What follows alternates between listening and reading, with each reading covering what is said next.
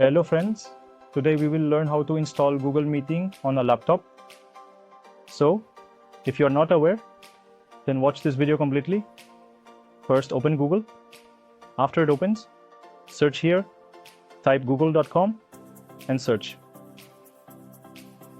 After it opens, click on this dot. Once clicked, click on Google Meet. You can see my Google Meet page has opened here. Then click on the three dots above.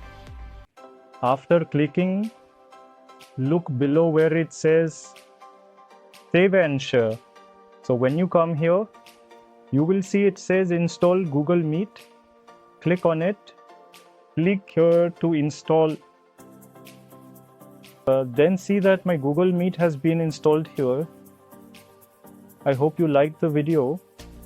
If you liked the video, please like and subscribe.